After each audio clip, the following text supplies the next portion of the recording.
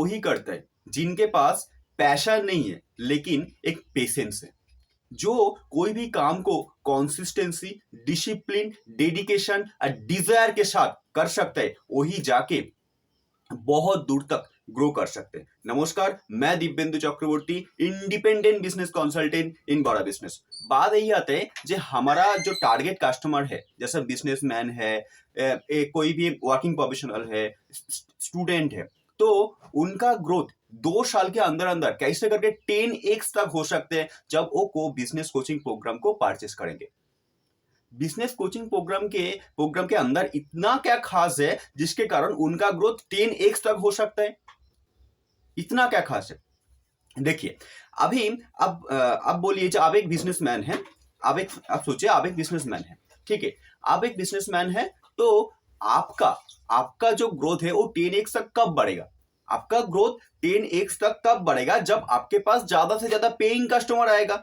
जब आपके पास ज्यादा से ज्यादा पेइंग कस्टमर आएगा, आपके पास से आपका जो प्रोडक्ट है वो परचेस करेगा, तभी जाके आपके पास रेवेन्यू आएगा। आपका रेवेन्यू आने से आपका कैश फ्लो बढ़ेगा, आपका कैश फ्लो बढ़ने से आपका जो बिजनेस है उसमें भी ग्रोथ आएगा।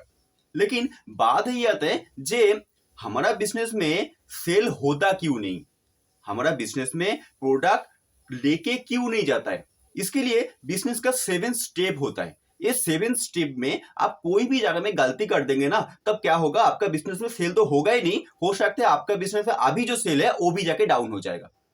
तो 7 स्टेप क्या है? 7 स्टेप है, फर्स्ट है आपका जो प्रोडक्ट है वो प्रोडक्ट एक प्रॉब्लम सॉल्विंग प्रोडक्ट होना चाहिए। मतलब वो प्रोडक्ट के थ्रू किसी का प्रॉब्लम सॉल्व होना चाहिए, ठीक है, फर्स्ट पॉइंट। सेकेंड पॉइंट, आप जब एक प्रॉब्लम सॉल्विंग प्रोडक्ट बना लेंगे, उसके बाद आपको प्रोस्पेक्ट को सही से आइडेंटिफाई करना पड़ेगा। मतलब आपका जो टारगेट कस्टमर है उसको अच्छे से अच्छे आपको आइडेंटिफाई जब तक आप नहीं कर पाएंगे, आपका कस्टमर का बिहेवियर अच्छे से आप नहीं जान पाएंगे, कस्टमर का डेमोग्राफी एंड साइकोग्राफी के थ्रू आप कस्टमर को आइडेंटिफाई नहीं कर पाएंगे, तब तक जाके आप अपना टारगेट कस्टमर को सही से आइडेंटिफाई नहीं कर पाएंगे, जिसके कारण आपका मार्केटिंग कॉस्ट और टाइम दोनों ही बेकार जाएगा, ठीक है। ओके, तो पहले क्या, प्रॉब्लम सॉल्विंग प्रोडक्ट बना लिया। प्रॉब्लम सॉल्विंग प्रोडक्ट नहीं बनाए, प्रॉब्लम ढूंढ लिया, ठीक है। फर्स्ट कस्टमर का प्रॉब्लम ढूंढिए। सेकेंड आ गया क्या, सेकेंड आप अपना प्रोस्पेक्ट जो है उनका कस्टमर बिहेवियर जानिए, उनका अच्छे से आइडेंटिफाई कीजिए, उनका पर्सोना तैयार कीजिए, ठीक है। 2 पी कंप्लीट हो गया। 3 पी आते हैं आपका पीपल। आप जो अच्छे से आपका प्रॉब्लम सॉल्विंग प्रॉब्लम अच्छे से ढूंढ लिया, उसके बाद आप अच्छे से कस्टमर का पर्सोना तैयार कर लिया, उसके बाद आप सोचिए जे आपका बिजनेस के अकॉर्डिंग अब जो पीपल है वो नहीं ढूंढ के अब दूसरे कोई पीपल को आके बैठा देंगे यहाँ में, तो कभी भी आपका बिजनेस चल सकते। तो मैन पावर, अच्छे से अच्छे मैन पावर हायर करना, ये आपका बिजनेस के लिए सबसे ज्यादा इंपॉर्टेंट होता है। ये सबसे डिफिकल्ट काम भी होता है, ये मैं अच्छे से जानता हूँ, ठीक है। तो एक मैन पावर अच्छे से अच्छे हायर करना सबसे ज्यादा इंपॉर्टेंट एंड डिफिकल्ट काम होता है। अरे मैन पावर के कारण ही आपका बिजनेस का ग्रोथ सबसे ज्यादा से ज्यादा होता है, ठीक है। 3P हो गया, प्रॉब्लम ढूंढ लिया, प्रोस्पेक्ट जान लिया, पीपल आपका बिजनेस के अकॉर्डिंग आप पीपल ढूंढ लिया, ठीक है। इसके बाद जब पीपल ढूंढ लिया, उसके बाद आपको आना पड़ेगा प्रोडक्ट में, ठीक है। उसके बाद जाके प्रोडक्ट बनेगा, ठीक। पहले 3 पॉइंट जब अच्छे से अच्छे आप कर पाएंगे, उसके बाद प्रोडक्ट बनाए, ठीक है। प्रोडक्ट बनाने के बाद प्राइसिंग एंड पोजीशनिंग के ऊपर बहुत ज्यादा ध्यान दीजिए। प्राइसिंग एंड पोजीशनिंग बिजनेस में सबसे ज्यादा इंपॉर्टेंट होता है। प्राइसिंग पोजीशनिंग कॉम्पिटिटिव एडवांटेज के थ्रू आप नहीं कर पाएंगे। मतलब कॉम्पिटिटिव एडवांटेज को ध्यान में नहीं रख के आप जब करेंगे, तब आपका बिजनेस तो फेलियर होगा, ये मैं गारंटी दे रहा हूं, ठीक है। तो प्राइसिंग पोजीशनिंग जब हो जाएगा, उसके बाद आता है परफॉर्मेंस, उसके बाद आता है परफॉर्मेंस एंड आपका बिजनेस को प्रोसेस ओरिएंटेड कर दिया, ठीक है। परफॉर्मेंस मतलब कौन सा परफॉर्मेंस, बाहर का आउटपुट, आपका सेल अच्छे हो रहा है कि नहीं हो रहा है, अंदर का आपका मैन पावर अच्छे से काम कर रहे हैं कि नहीं कर रहे, ठीक है। ये आपको मेजर करना पड़ेगा। मेजर करने के लिए आपको बिजनेस को ऑटोमेट करना पड़ेगा, ठीक है। उसके बाद जाते आता है आपका प्रॉफिट। उसके बाद आते हैं आपका प्रॉफिट। तो बिजनेस में ये जो 7 स्टेप में, ये स्टेप के अंदर आप कोई भी जगह में गलती करेंगे, आपका कोई भी जगह में गलती होगा तो आपका बिजनेस का जो रेवेन्यू है ना, उसके ऊपर बहुत ज्यादा इम्पैक्ट आएगा ही आएगा। अभी मैं एग्जांपल ले रहा हूँ जिसके पास एक एग्जिस्टिंग बिजनेस है ऑलरेडी, उनका बिजनेस में क्या क्या प्रॉब्लम आता है। मैं फर्स्ट लेता हूँ कस्टमर का प्रॉब्लम। आप सपोज सोचिए आप कस्टमर का प्रॉब्लम आइडेंटिफाई नहीं करके प्रोडक्ट बना लिया, मार्केट में लॉन्च कर दिया। अब इस पर क्या होगा, आपके थ्रू बहुत सारे लोग भी वही प्रोडक्ट मार्केट में सेल करेगा, क्योंकि आप तो उसको देख के मार्केट में आ गया ना, बिजनेस करना भी चालू कर दिया। जब आप उसको देख के मार्केट में आ गया, उनको देख के मार्केटिंग कैंपिंग स्टार्ट किया, उनको देख के प्रोडक्ट डेवलप कर लिया, तो कस्टमर भी उसको भी जानता है। और आपको कैसे करके पता चलेगा, आप तो नया है, ठीक है। आप जब नया है, आज ऑलरेडी मार्केट में एक एग्जिस्टिंग बिजनेसमैन है, कस्टमर किसके पास जाएगा, आपके पास आएगा ना, उसके पास आएगा, ठीक है। तो लोगों को देख के मत कुछ कीजिए। जो आपका जो आप जो सोच रहे हैं, आपको जो बिजनेस करना अच्छे लग रहे हैं, उसी हिसाब से आप बिजनेस करना शुरू कीजिए। तो प्रॉब्लम सॉल्व जब आप अच्छे से सॉल्व नहीं कर पाएंगे, तब क्या होगा, आपका मार्केटिंग जो कैंपिंग है वो बेकार चल जाएगा, वो फेलियर होगा, ठीक है। उसके बाद आता है कस्टमर का मतलब प्रॉस्पेक्ट को आइडेंटिफाई नहीं करना। प्रॉस्पेक्ट जब आप आइडेंटिफाई नहीं कर पाएंगे, तब क्या होगा, आप गलत लोगों को जाके आपका जो प्रोडक्ट है वो बेचना शुरू कर देंगे। जब आप गलत लोगों को जाके आपका जो प्रोडक्ट है वो बेचना चालू कर देंगे, आप बेचने की कोशिश करेंगे, तब आपका टाइम एंड एफर्ट दोनों ही बेकार जाएगा, क्योंकि उसका कोई नीड नहीं है आपका प्रोडक्ट के लिए। समझ गया, ठीक है। तो मार्केटिंग एंड सेलिंग ये सबसे ज्यादा इंपैक्ट तब पड़ेगा आपका बिजनेस में, तब जब आप शुरुआत में जल्दबाजी नहीं करके अच्छे से अच्छे आपका प्रॉब्लम आइडेंटिफाई करेंगे, मार्केट में कौन सा प्रॉब्लम है, और उसके बाद प्रोस्पेक्ट आइडेंटिफाई करके आप पीपल ढूंढने जाएंगे।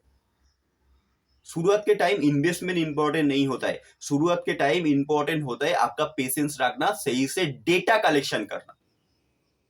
जब आप डेटा सही से कलेक्शन नहीं कर पाएंगे, तभी जाके सबसे ज्यादा प्रॉब्लम आ जाता है। इस बार बात आता है जब बिजनेस कोचिंग प्रोग्राम कैसे करके हमको मदद कर सकते हैं। बिजनेस कोचिंग प्रोग्राम में आपको एक फ्रेमवर्क दिया जाएगा, मतलब आपको क्वेश्चन दिया जाएगा और आपको क्वेश्चन का आंसर लिखना पड़ेगा।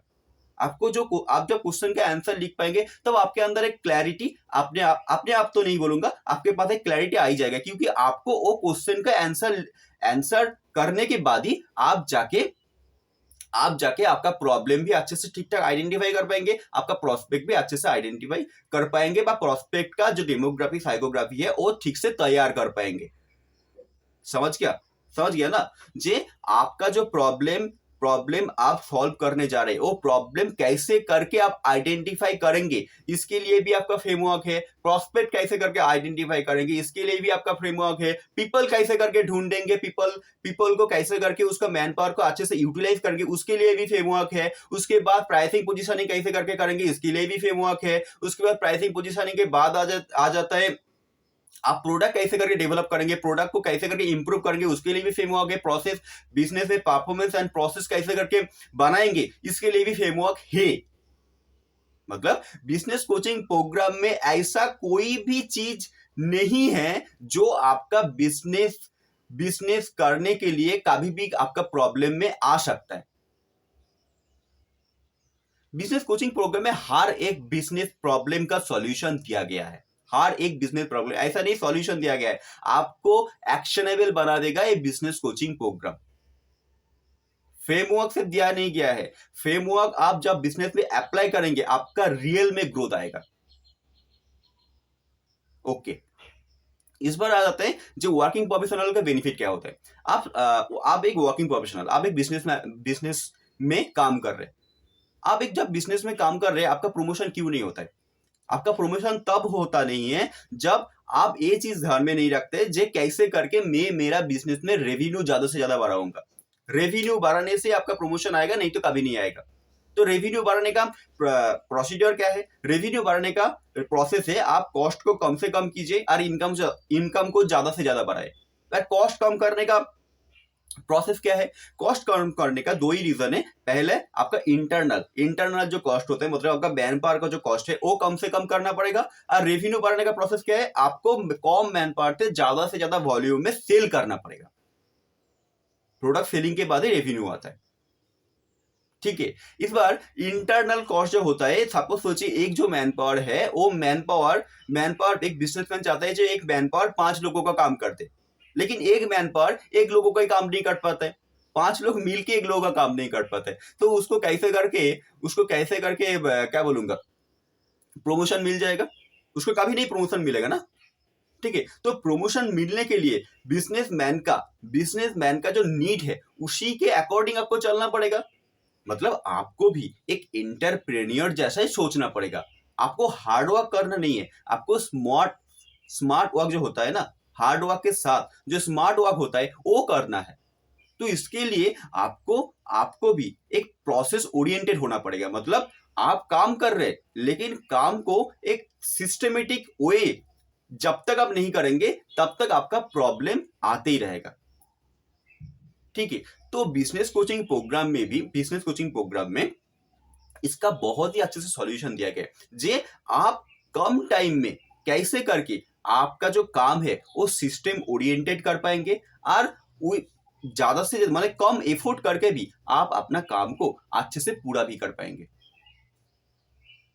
ठीक है। तो एक एंटरप्रेन्योर के अंदर जब एक मैनेजमेंट स्किल, ये जो प्रोसेस ओरिएंटेड का जो बाद में बोल रहा हूँ ना, जब इसके थ्रू एक मैनेजमेंट स्किल, एक लीडरशिप स्किल जब आ जाएगा, तब एक वर्किंग प्रोफेशनल जो होता है, वर्किंग प्रोफेशनल वो पारफॉर्मर से एक आइडिया मैन तक पहुंच जाएगा। जब एक आइडिया मैन पहुंच जाएगा तब क्या होगा, वो एफोर्ट तो कम डालेगा, लेकिन कम डालने के बाद भी वो जब ये सब चीज को जब प्रोसेस ओरिएंटेड कर देंगे, मतलब सिस्टमेटिक वे में चलेंगे, तब क्या होगा, रिजल्ट आना स्टार्ट हो जाएगा। तो एफोर्ट कम लग रहे लेकिन रिजल्ट ज्यादा आ रहे, समझ पा रहे, यही फर्क होता है। इस बार लास्ट होता है स्टूडेंट का फायदा क्या है बिजनेस कोचिंग प्रोग्राम में।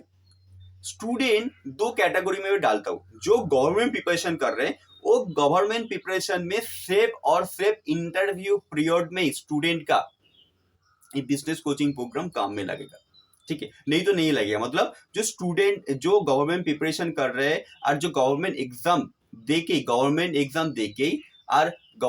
देके वही जॉब ही करना चाह रहे हैं, तो उनके लिए ये बिजनेस कोचिंग प्रोग्राम इतना भी फायदा कर नहीं है, अब मत लीजिए।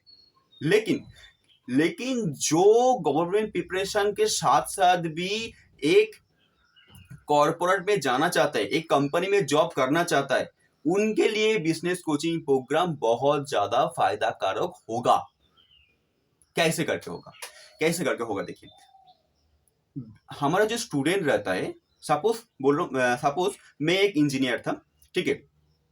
तो जो स्टूडेंट रहता है उनके पास टेक्निकल स्किल तो रहता है, लेकिन ऐसा कौन सा स्किल नहीं रहता है जिनके लिए एक कंपनी उनको अच्छे से अच्छे सैलरी देके हायर नहीं करता है। उनके पास नहीं रहता है एक एंटरप्रेन्योर स्किल के थ्रू स्किल नहीं रहने के कारण उनके पास बिजनेस का एक क्लैरिटी नहीं रहता है। और एक बिजनेस का जब क्लैरिटी नहीं रहेगा, वो क्या करेगा, वो ज्यादा से ज्यादा टाइम डालेगा, लेकिन एफोर्ट ज्यादा से ज्यादा देगा, लेकिन रिजल्ट कम आएगा। जब ज्यादा से ज्यादा टाइम देगा और एफोर्ट देने के बाद भी रिजल्ट कम आएगा, तो वहां से रेवेन्यू नहीं आएगा ना। तो रेवेन्यू जब नहीं आएगा तो उनको अच्छे से अच्छे सैलरी कैसे करके पे करेगा। तो इंपॉर्टेंट क्या होता है, इंपॉर्टेंट होता है एक स्टूडेंट का, जे आप अपना टेक्निकल स्किल तो ग्रो करिए, उसके साथ साथ एंटरप्रेन्योर स्किल जब आप ग्रो कर पाएंगे, जब आप अपना विजन में काम करेंगे, जब आप अपना गोल में काम करेंगे, गोल के थ्रू आप कुछ काम करने का कोशिश करेंगे, तभी जाके आपका जिंदगी में मैक्सिमम से मैक्सिमम ग्रोथ आ सकता है, ठीक है। तो एक क्लैरिटी आपके अंदर लेके आना पड़ेगा, और यही क्लैरिटी लेके आने का काम करते हैं business coaching program. Thank you so much ये पूरा वीडियो को देखने के लिए। हो सकता है बिजनेस कोचिंग प्रोग्राम का कुछ क्लैरिटी मैं आपको दे पाया, ठीक है। और भी कुछ जानकारी चाहिए तो नीचे दिया जो बोर्ड लाइन नंबर, इसमें कांटेक्ट कर लीजिए। आपको ये वीडियो को देखने के लिए, लाइक, शेयर एंड सब्सक्राइब करके मेरा उत्साह बढ़ाने के लिए आपको हृदय की गहराई से बहुत बहुत धन्यवाद। Thank you so much.